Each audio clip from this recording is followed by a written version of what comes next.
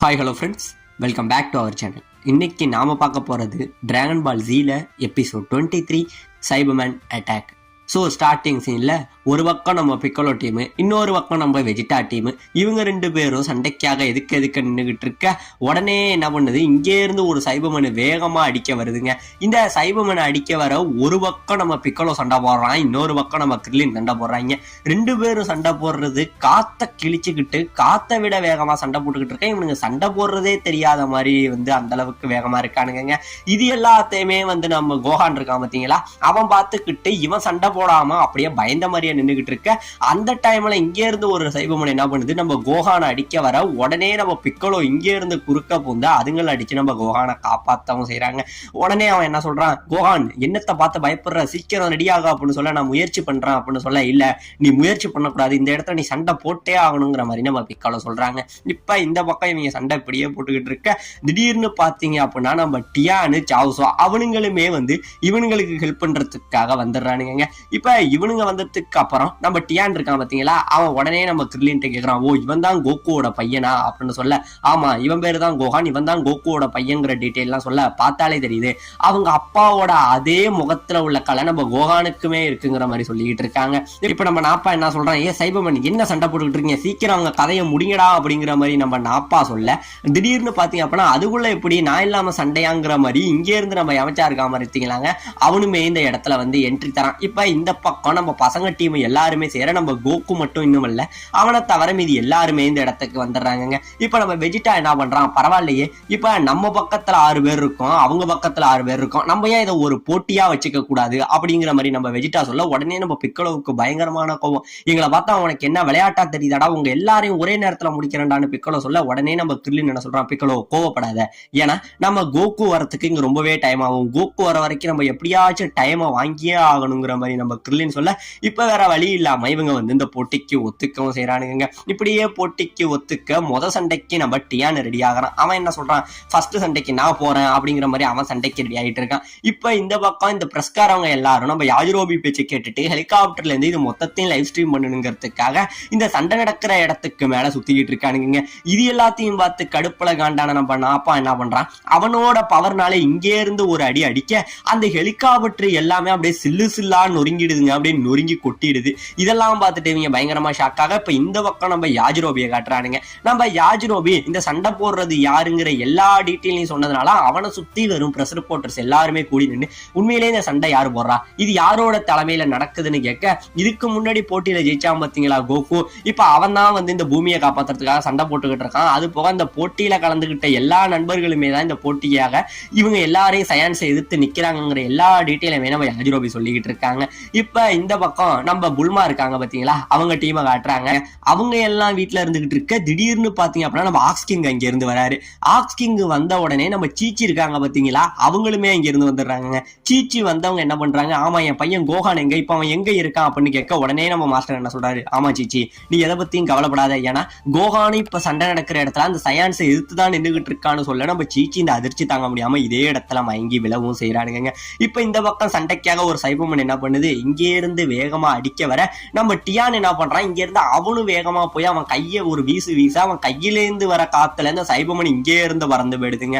இப்படியே பறந்து போனது சும்மா போகாம அதோட மண்டை இருக்கு பாத்தீங்களா, அதோட மண்டைய தனியா ஓபன் பண்ணி அதுல இருந்து ஒரு கம்மு மாதிரி வீச நம்ம டியான் அதை டாட்ஜ் ஆயிடுறாங்க. நேரம் நம்ம பசங்க கிட்ட அது வர நம்ம எல்லாரும் பறந்து போக நம்ம கோஹானு மட்டும் அப்படியே நின்றுறான். உடனே இங்க இருந்து பிக்கலோ போய் நம்ம கோஹானை காப்பாத்த நம்ம கோஹானு தப்பிக்க ஜஸ்ட் மிஸ்ல அந்த கம் இருக்கு பாத்தீங்களா, இங்க இருந்து ஒரு தரையில வட அந்த தரையை அப்படியே ரெண்டா உருகி போயிடுதுங்க. அந்த அளவுக்கு ஒரு ஆசிட் அளவுக்கு ஒரு கம்ம அந்த சைபர்மேன் சுரக்கவும் செய்யுதுங்க.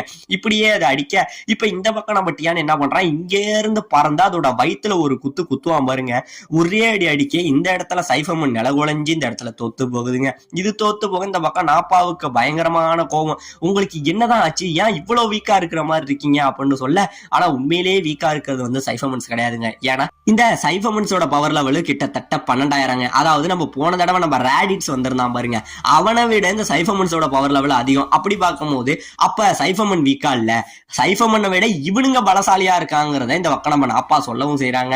இப்ப இந்த பக்கம் சைஃபமன் மறுபடியும் அடிபட்டதோட சண்டைக்கு எழுந்திருச்சு நிக்க நம்ம வெஜிடா என்ன பண்றான், அவனோட டிஸ்ட்ரக்ஷன் பவரால ஒரு செகண்ட்ல அந்த சைஃபமனை அழிச்சிடவும் செய்யறாங்க. அவன் அழிக்க சுத்தி உள்ளவங்க எல்லாரும் அப்படியே பயந்து போயிடுறாங்க.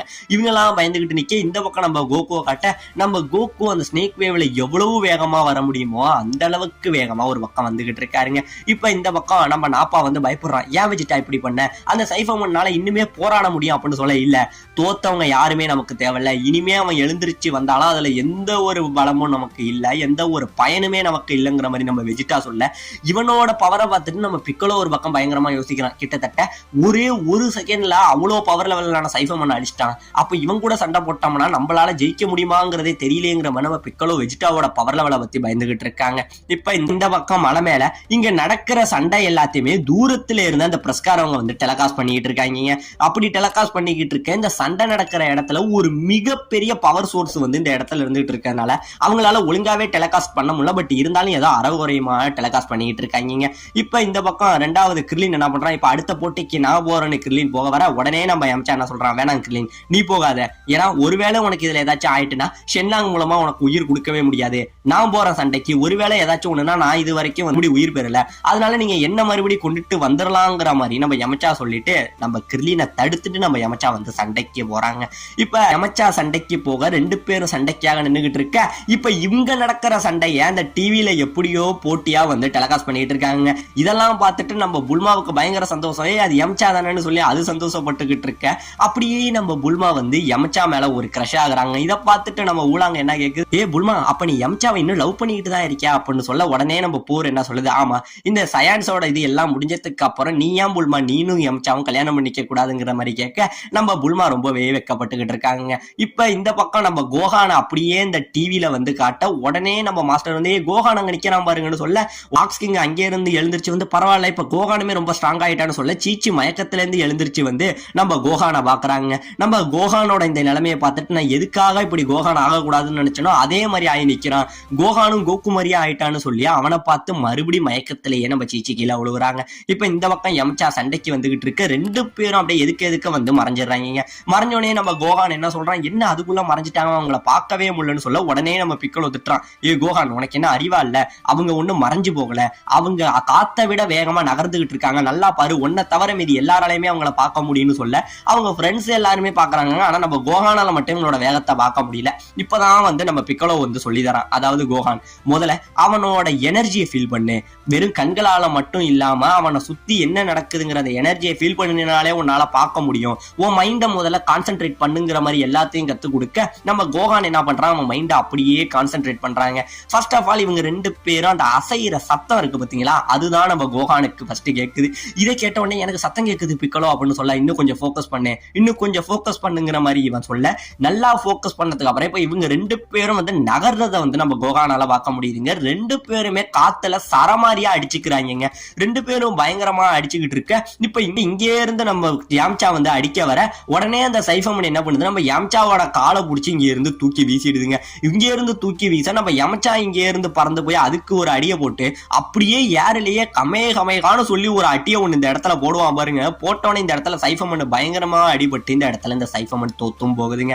அது கீழே விட இந்த பக்கம் நம்ம புல்மா டீம் வந்து அந்த டிவியை பார்த்துட்டு கொண்டாடுறாங்க, யாம்சா ஜெயிச்சிட்டான் அப்படின்னு சொல்ல, இப்ப இந்த பக்கம் நம்ம யாம்சா என்ன தெரியுமா பண்றான், பரவாயில்ல எப்படியோ நான் ஜெயிச்சிட்டேன், சீக்கிரம் அடுத்தது 4 தேமே அனுப்புங்கடா, எல்லாத்தையும் சேர்த்து அடிச்சு நொறுக்கி எறிஞ்சிடுறேன் அப்படிங்கிற மாதிரி சொல்ல, உடனே நம்ம வெஜிடா என்ன சொல்றான், தம்பி நீ ரொம்பவே அவசரப்படுற, சைஃபமன்ஸை ரொம்பவே குறைவா மதிப்பிட்டுட்டா அப்படின்னு சொல்ல, உடனே கீழே படுத்து கிடந்த அந்த சைஃபமன் என்ன பண்ணுது, நம்ம யமச்சாவுக்கு பின்னடியால எழுந்திருச்சு நம்ம யமச்சாவை இந்த இடத்துல கட்டி பிடிக்கவும் செய்யுதுங்க.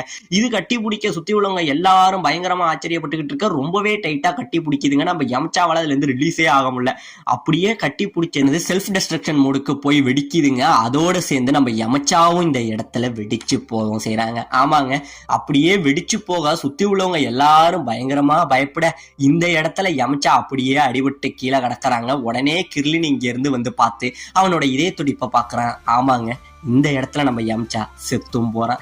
இவன் செத்து போனதை பார்த்துட்டு டிவியில வந்து ஏதோ தெரிஞ்சது பார்த்தீங்களா இங்க நடக்கிறது எல்லாம். இதை பார்த்துட்டு உடனே நம்ம புல்மா என்ன கேட்கறாங்க, ஆமா மாஸ்டர் இப்ப அங்க என்ன நடந்தது, ஏன் யம்சா எழுந்திருக்கவே மாட்டான் அப்படிங்கிற மாதிரி நம்ம புல்மா கேட்க உடனே மாஸ்டர் என்ன சொல்றாரு, சாரி டியர் என்ன மன்னிச்சிரு, ஏன்னா இந்த இடத்துல யம்சா செத்துட்டான் அப்படின்னு மாஸ்டர் ரோஷி சொல்ல இங்கே இருந்து போர் யம்சா யம்சான்னு சொல்லிங்க அந்த டிவியை கட்டி பிடிச்சிக்கிட்டா அப்படியே அழுகுதுங்க. என்ன பண்றதுனே தெரியல, அந்த அளவுக்கு அழுக.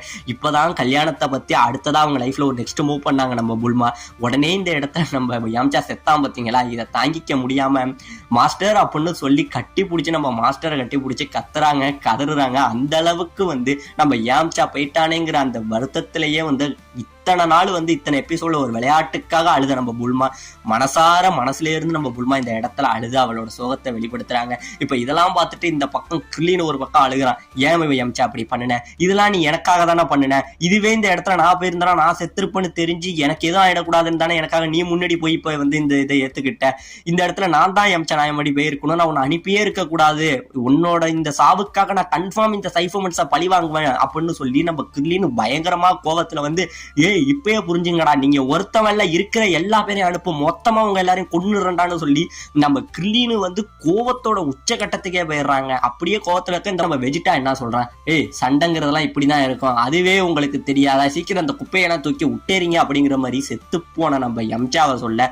இந்த பக்கம் கிரீனுக்கு மேலும் மேலும் கோபம் அதிகமாகி, யம்சா இப்ப தெரிஞ்சுக்க, உன்னை கொன்னவனை கன்ஃபார்ம் இந்த இடத்துல நான் ரிவெஞ்சி எடுப்பான் அப்படின்னு சொல்லி அவன் உடம்புல இருந்து ஒரு மிகப்பெரிய பவர் இந்த இடத்துல வெளியில கொண்டுகிட்டு வந்து நிக்க, இந்த பக்கம் எதுக்கு இவன் என்னடா பண்ண போறான்னு தெரியாம வெஜிடா அவன் அப்பா அவன் நின்றுகிட்டு இருக்க. இதோட இந்த இடத்துல இந்த எபிசோட முடிக்கவும் செய்யறாங்க.